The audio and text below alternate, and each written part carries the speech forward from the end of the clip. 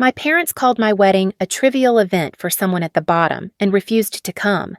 While I planned my dream day for months, saving every penny as a teacher, they chose my sister's family vacation to Hawaii instead. 1 week later, when their financial world started crumbling, they discovered what trivial really meant. The loan payments I'd been secretly covering for 3 years suddenly stopped. Sometimes the best revenge is simply letting people face the consequences of their own choices. I'm Rebecca Martinez, and for 32 years, I believed I was part of a loving family. Looking back now, I can see how perfectly orchestrated the illusion was. Every Sunday dinner at my parents' house in suburban Denver felt like a Norman Rockwell painting. Mom's pot roast, Dad's stories from his accounting firm, and Sarah's latest legal victories dominating the conversation while I quietly helped clear dishes. As the younger daughter, I'd carved out my role as the reliable one, the one who never caused drama, never asked for much, and somehow always ended up picking up the pieces when things went wrong. While Sarah climbed the corporate ladder at her prestigious law firm, I found my calling teaching third grade at Lincoln Elementary. The pay wasn't much, $45,000 a year in a city where rent alone cost half that. But I loved those kids, and I thought my parents understood that success wasn't always measured in dollar signs. 3 years ago, when Dad mentioned struggling with the mortgage payments on their 4-bedroom colonial, I didn't hesitate. "Let me help," I offered during one of those Sunday dinners. Sarah was busy with her twins, and her 6-figure salary apparently tied up in her own mortgage and private school tuition, so I quietly arranged to cover their monthly payment, $2,400 that I somehow scraped together each month by tutoring after school, selling handmade crafts on Etsy, and living in a studio apartment that barely fit my bed. I never told them how I afforded it. When Dad occasionally asked, I'd just smile and say, "Don't worry about it. We're family." The grateful hugs, the proud way Mom would introduce me as my daughter who has such a good heart. It felt like love. It felt like finally being seen as valuable, even if I wasn't the golden child with the law degree and the perfect nuclear family. Michael entered my life 2 years ago, a fellow teacher at the middle school across town. He taught 8th grade history and had this way of making even the most reluctant students care about the Revolutionary War. When he proposed last Christmas, kneeling in my tiny living room with a ring he'd saved for months to buy, I felt like my real life was finally beginning. Planning our wedding became my escape from the daily grind of grading papers and covering my parents' mortgage. I spent hours on Pinterest, carefully budgeting every detail. The venue, a charming garden space at the local botanical conservatory, cost $3,000 for the day. My dress came from a sample sale, marked down to $400. I made our centerpieces from flowers I grew myself in pots on my fire escape. Every decision was made with love and the careful consideration of someone who knew the value of every dollar. When I hand-delivered the wedding invitations 3 months before the big day, elegant cream cardstock that I'd designed myself, I expected excitement. Instead, Mom glanced at the date and frowned. "October 14th? That's not much notice, honey." "It's 3 months away, Mom, and we wanted a fall wedding." Dad looked up from his newspaper. "How many people are you expecting?" "About 80. It's going to be intimate and beautiful. Michael's family is so excited and—" "80 people?" Sarah interrupted from the couch, where she was helping her 6-year-old daughter with homework while bouncing her toddler son on her knee. "Rebecca, weddings are expensive. Are you sure you can afford something that elaborate on a teacher's salary?" The familiar knot formed in my stomach. "We've been saving, and it's not elaborate. We're keeping everything simple and meaningful." Mom set down the invitation without really looking at it. "Well, I suppose we should check if Sarah's family can make it. You know how busy they are with the children's activities." "I sent you the date months ago when we were just planning. You said it would work." "Did I?" Mom's voice had that vague quality it took on whenever she wanted to avoid responsibility. "Well, things change. Sarah, didn't you mention wanting to take the kids somewhere special before school starts again?" My sister looked up with a guilty expression that I'd seen countless times before. Actually, Mom, David and I were thinking about Hawaii. The kids have never been, and his firm is doing really well this year. We could afford to take everyone, including you and Dad." The room went silent except for the tick of the grandfather clock in the hallway. I felt something cold settle in my chest as I watched my family's faces, seeing the careful way they avoided my eyes. "Hawaii sounds wonderful," I managed, "but my wedding is October 14th. Dad folded his newspaper with deliberate precision. "Rebecca, honey, you have to understand. Sarah works incredibly hard and she rarely gets time off. This might be the only chance for a family vacation like this." "What about my wedding? Isn't that a family event?" The pause stretched too long. Finally, Mom sighed. "Sweetie, Sarah's at a different stage in her life. She has responsibilities, a real career, children to think about. This wedding, well, it's just one day." "Just one day." I repeated the words, tasting their bitterness. Sarah shifted uncomfortably. "Look, Rebecca, I'm sure your wedding will be lovely, but you have to understand." "Understand what?" Dad's voice cut through the tension with surgical precision. "Understand that this is a trivial event for someone at the bottom. Sarah's vacation affects 5 people, including 2 children who deserve to see the world. Your ceremony affects just you." The words hit like a physical blow. Someone at the bottom. I sat there, holding the invitation I'd spent hours perfecting, watching my family discuss Hawaii vacation plans while my wedding became an afterthought in their minds. "I've been helping pay for this house for 3 years," I said quietly. Mom waved her hand dismissively. "Oh, honey, that's different. That's family helping family. This is about priorities and being realistic about what matters." That night, I drove back to my studio apartment in a daze. Michael took one look at my face and pulled me into his arms. When I told him what happened, his jaw tightened in a way I'd never seen before. "They're not coming to our wedding," I whispered against his chest. "Then we'll have the most beautiful wedding without them," he said firmly. "My family loves you, Rebecca. My mom has been planning what to wear since the day I proposed. You have people who truly care about you." But as the weeks passed, I kept hoping they'd change their minds. I sent Mom links to local hotels, thinking maybe if I made it easier. I offered to help plan their Hawaii trip for after the wedding. I even suggested they could do both. Hawaii was only a week-long trip after all. Each attempt was met with increasing irritation. "Rebecca, you're being selfish," Mom said during one phone call.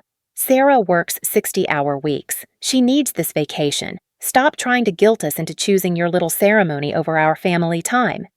"I am family," I said. "Of course you are, honey, but you have to understand priorities." 2 weeks before my wedding, Sarah called to finalize their Hawaii plans. She was bubbly with excitement, describing the resort they'd booked, the snorkeling trips planned for the kids, the spa day she and Mom would share. "It's going to be amazing," she gushed. "Dad's even taking time off work, which you know he never does. Oh, and we're staying an extra day because the kids fell in love with the idea of a luau." An extra day. My father, who had missed every school play, every parent-teacher conference, every moment that mattered to me growing up because work was too important, was taking extra vacation days for Sarah's family trip. "That sounds wonderful," I said, and I genuinely meant it. I wanted my nephews to have magical memories. I just wished my wedding could be one of them too. "I know you're disappointed about the timing," Sarah continued, "but you understand, right? This is bigger than just a wedding." Bigger than just a wedding. My wedding, the day I'd dreamed about since I was a little girl playing dress-up in Mom's closet, was smaller than a vacation in their minds. That weekend, I made my final attempt. I drove to their house with a photo album I'd put together showing all the ways Michael and I were building our life together.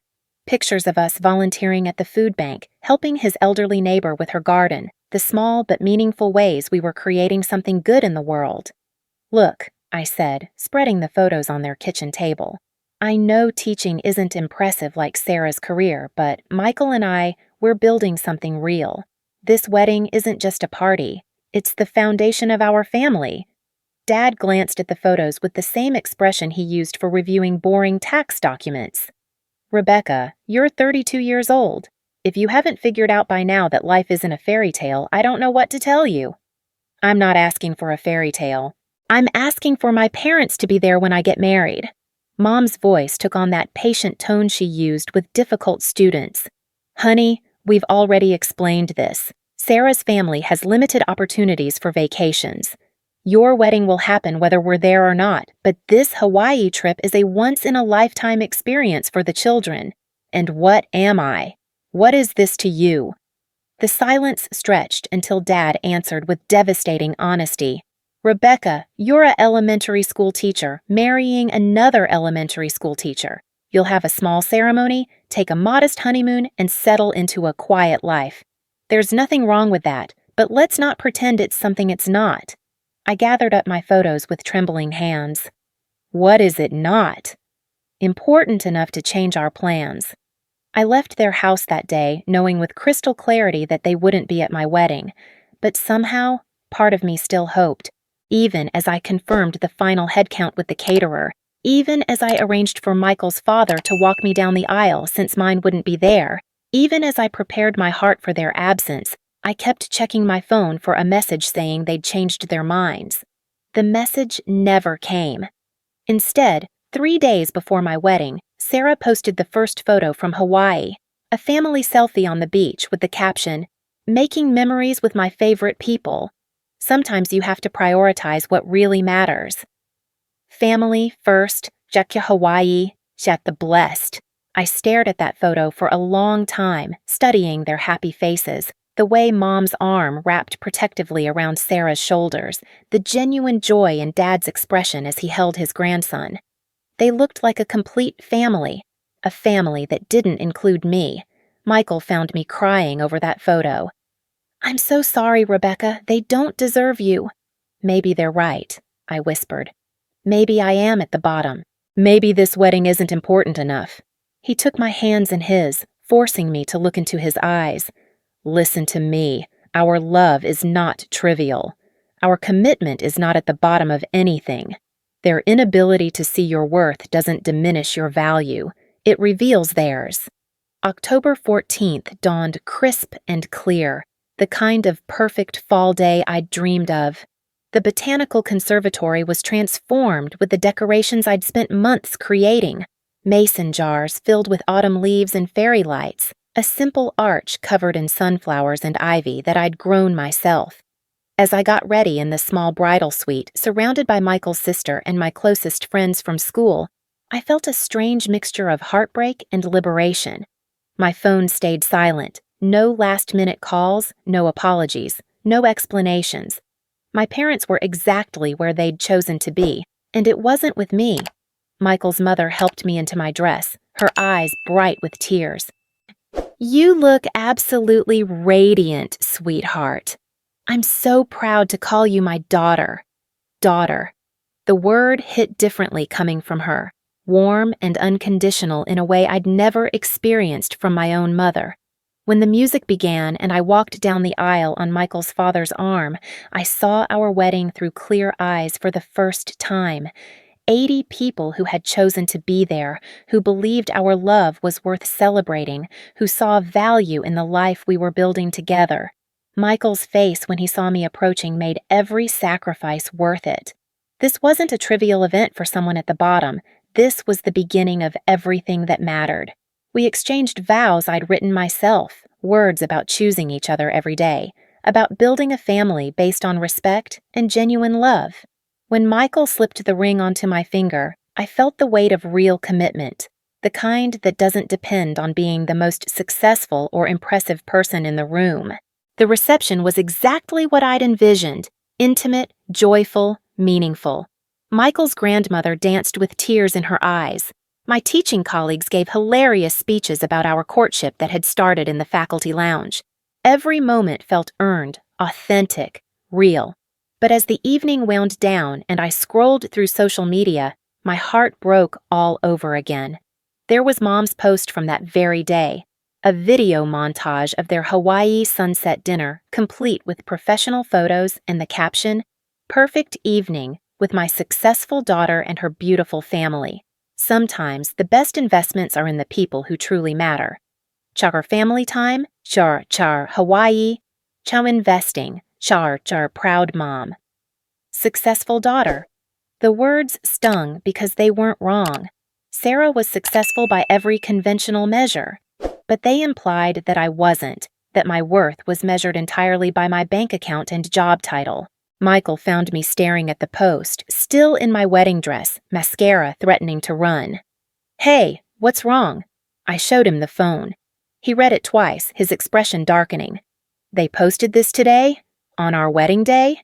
She probably didn't even remember it was today.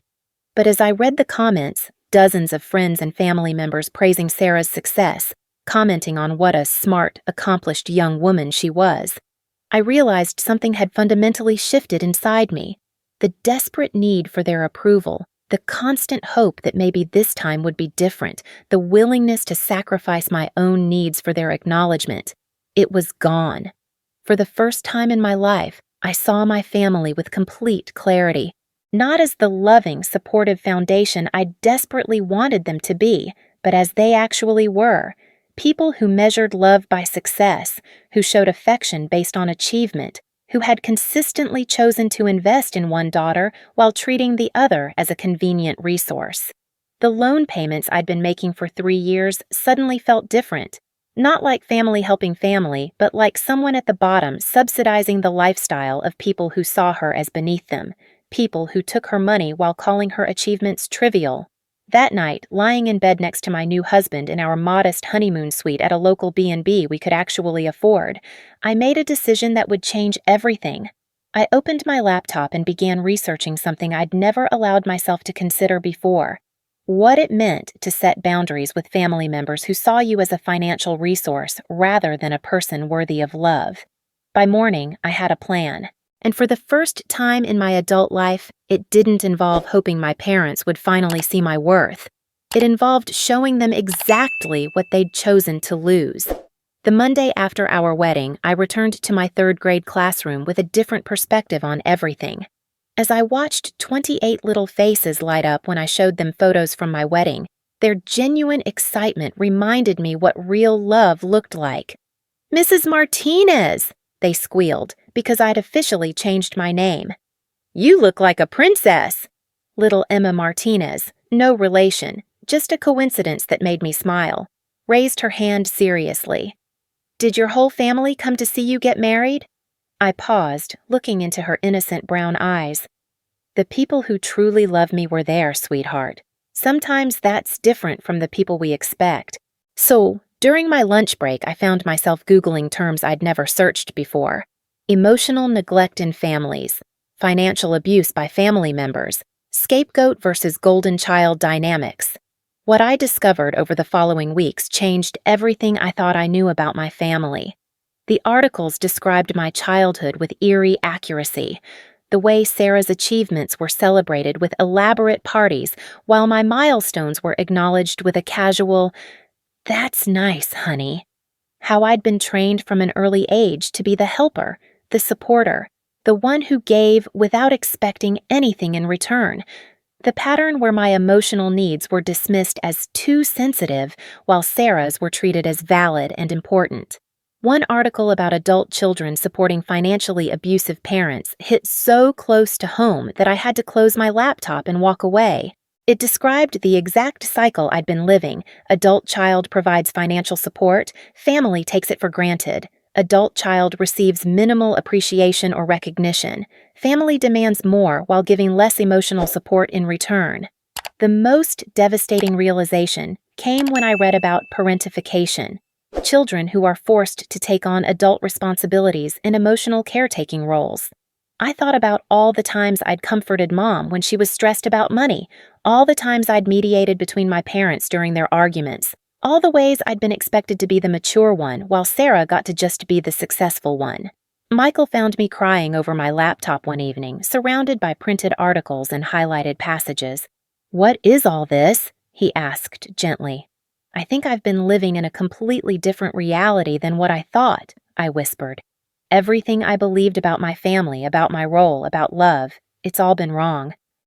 He sat beside me, reading over my shoulder. After a long silence, he said, "Rebecca, have you ever considered talking to someone about this? A therapist?" The old me would have dismissed the suggestion immediately. Therapy was for people with real problems, not for someone who should just be grateful for family help. But the new me, the wife who deserved to have her wedding celebrated, the woman who had value beyond her bank account, nodded slowly. Dr. Sarah Chen became my lifeline over the next few months. In her calm, sunlit office, I unpacked 32 years of believing I was the problem.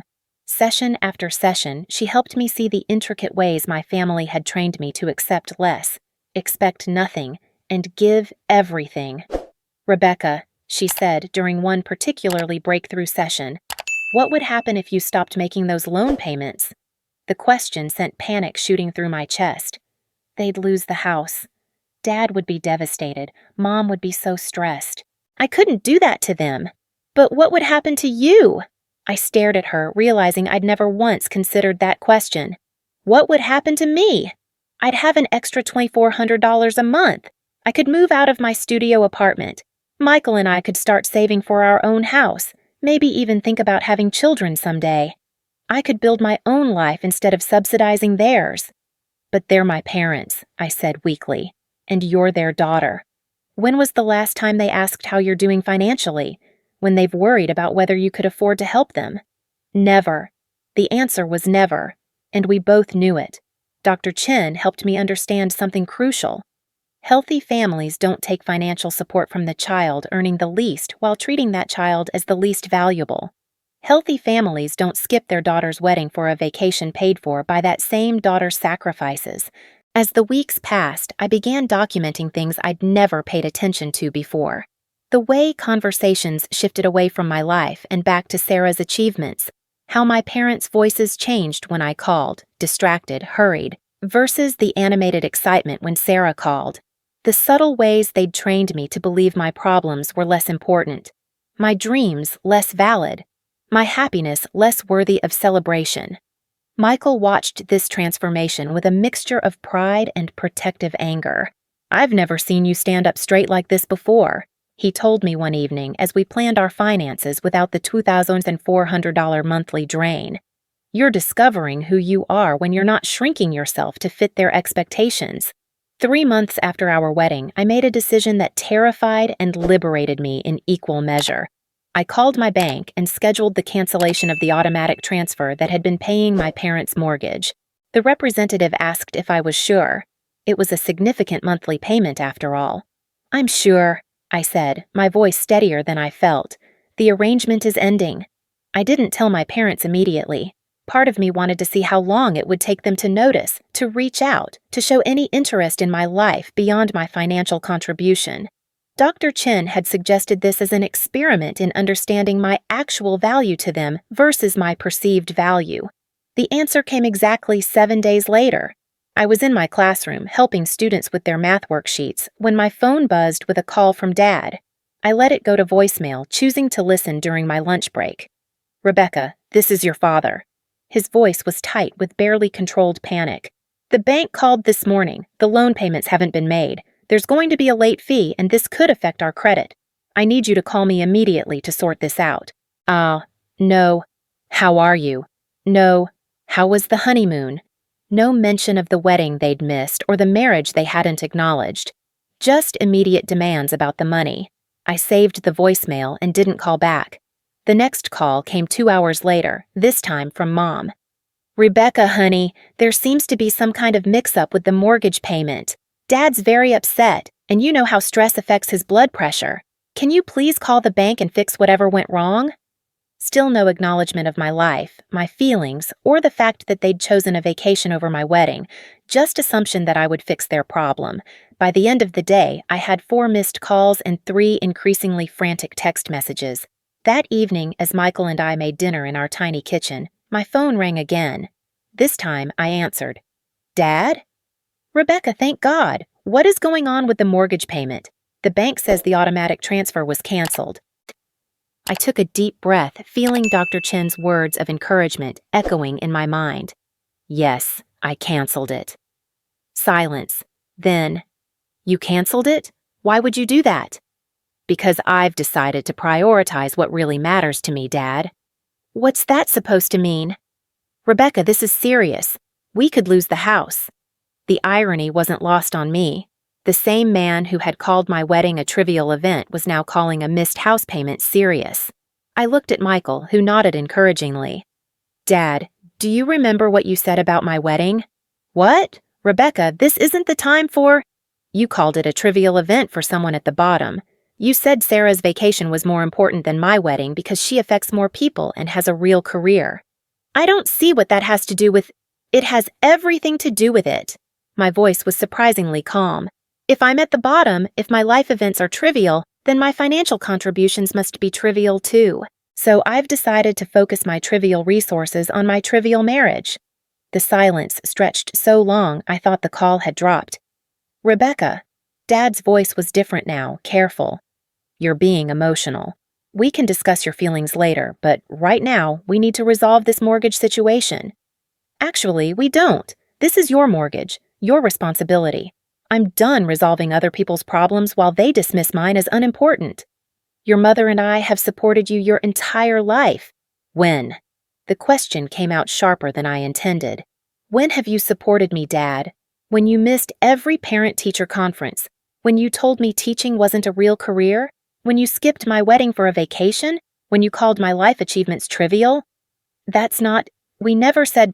Don't contact me about trivial matters, I said, echoing his exact words back to him. Then I hung up. Michael wrapped his arms around me as I started shaking. You did it, he whispered. You actually did it. They're going to hate me. They're going to have to face the consequences of their choices. There's a difference. Over the next week, the calls and messages intensified. Mom tried guilt. How can you do this to your family? Sarah tried logic. Rebecca, be practical. They're our parents. Dad tried authority. This is unacceptable behavior from a daughter. But the message that broke my heart and solidified my resolve came from Sarah. Look, I know you're hurt about the wedding thing, but you have to understand that some of us have bigger responsibilities. I can't just drop everything to cover Mom and Dad's mortgage because you're having a tantrum. A tantrum. My decision to stop subsidizing the lifestyle of people who had chosen a vacation over my wedding was a tantrum.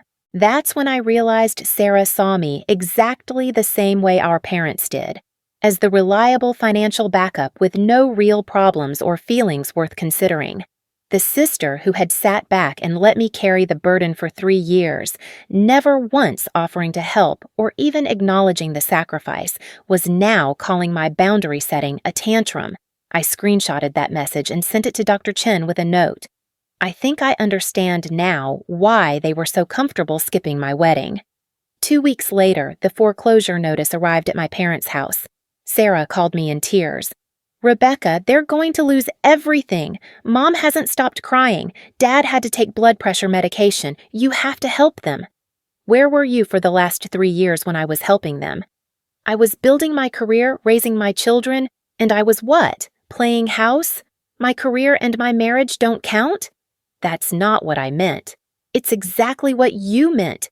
Sarah, you make 3 times what I make. You could have helped them any time. But it was easier to let the elementary school teacher carry the burden while you saved for Hawaii vacations. That's not fair. You're right.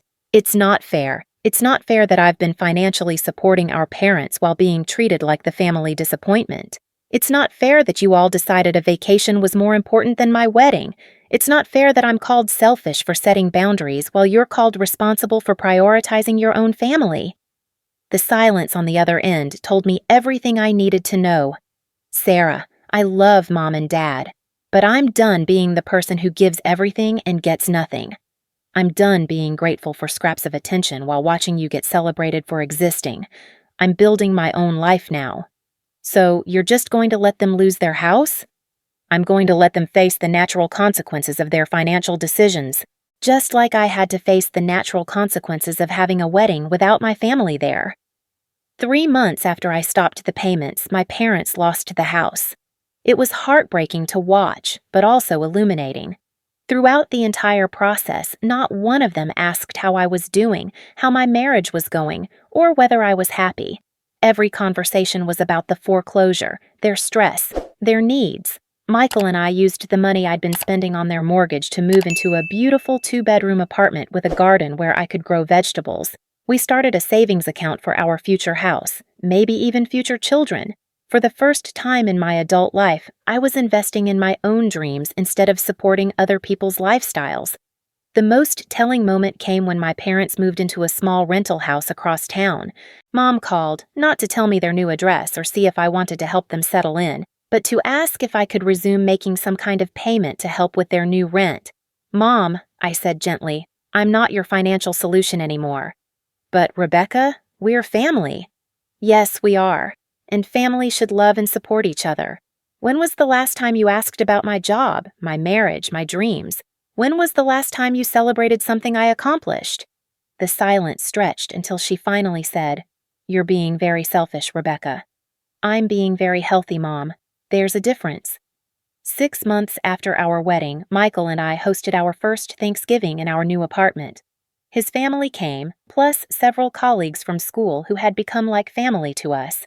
My teaching assistant, whose own family lived far away, brought her famous sweet potato casserole. The conversation flowed around topics that mattered: books we'd read, places we wanted to travel, dreams we were working toward. Nobody asked me for money. Nobody dismissed my contributions to the conversation. Nobody treated my life choices as lesser or temporary. It was the first holiday in my memory where I felt valued for who I was rather than what I could provide. As I carved the turkey, a skill Michael's grandmother had taught me, I thought about the family I'd been born into versus the family I was choosing. My phone had several missed calls from my parents and Sarah, probably hoping I'd break and offer to help with their holiday expenses.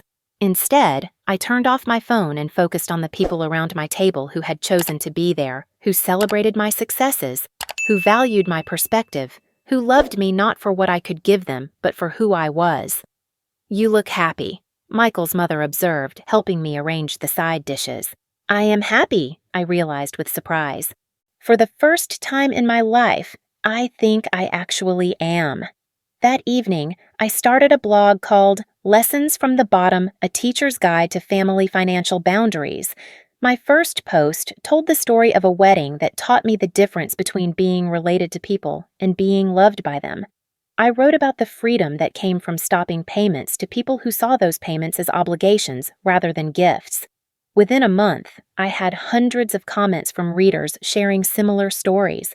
Adult children supporting ungrateful parents, siblings carrying financial burdens while being treated as less valuable, people who had been convinced that their worth was measured entirely by their utility to others. "You saved my life," one commenter wrote. "I've been supporting my mother for 5 years while she constantly criticizes my choices. I never realized I had the right to say no." Another wrote, "My family calls me selfish for setting boundaries too. Reading your story helped me understand that there's a difference between being selfish and refusing to be used." The blog became my unexpected purpose. Through sharing my story, I was helping other people recognize their own worth, set their own boundaries, and build their own chosen families. The comments section became a support group for people learning to value themselves the way they'd always valued others.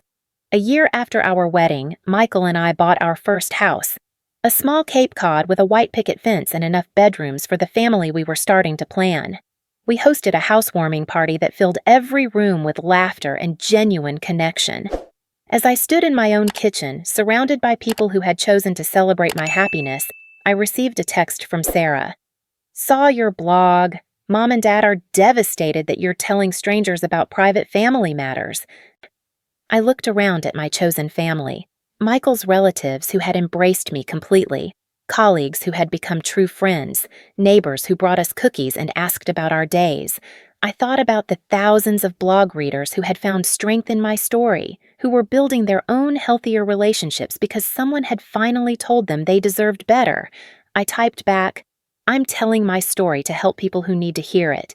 If Mom and Dad are devastated by how their actions look when described honestly, maybe they should consider different actions." Then I put my phone away and rejoined my housewarming party, where I was surrounded by people who thought my life was worth celebrating, my dreams worth supporting, and my happiness worth prioritizing. Sometimes the best revenge isn't revenge at all. Sometimes it's simply building a life so full of genuine love and respect that you finally understand what you were missing all along. Sometimes it's showing people exactly what they chose to lose by choosing to value success over character, money over heart, image over authentic connection. My parents had called my wedding a trivial event for someone at the bottom, but from where I stood now, in my own home, surrounded by my chosen family, financially stable for the first time in years, using my story to help others, I could see that the only trivial thing had been their inability to recognize love when it was standing right in front of them.